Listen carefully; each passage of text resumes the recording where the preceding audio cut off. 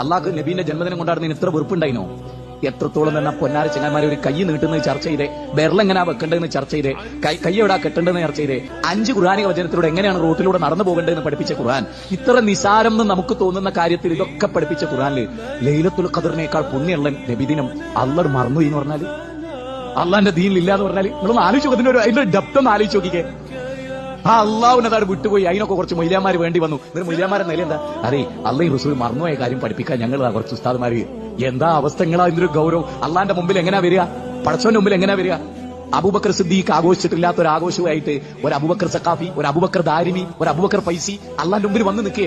സ്വർഗത്തിന്റെ 8 വാതിലുകളിലൂടെ കടന്നു പോകുന്ന അബൂബക്കർ സിദ്ദീഖ് ആഘോഷിക്കാത്ത, ചിന്തിച്ചിട്ടില്ലാത്ത, അറിഞ്ഞിട്ടില്ലാത്ത, എല്ലാ ദിവസവും കടന്നുപോയ പോലെ റബീഉൽ അവ്വൽ 12 കടന്നുപോയ ഇമാം മാലിക് റഹ്മത്തുള്ളാഹി അലൈഹി പറഞ്ഞ ഉദ്ധരണി നമ്മൾ കഴിഞ്ഞ ആഴ്ചയിൽ പറഞ്ഞത്, അന്ന് എന്ത് ദീനായോ അത് ലോകാവസാനം വരെ ദീനാണ്, അന്ന് എന്ത് ദീനല്ലയോ അത് ലോകാവസാനം വരെ ദീനല്ല.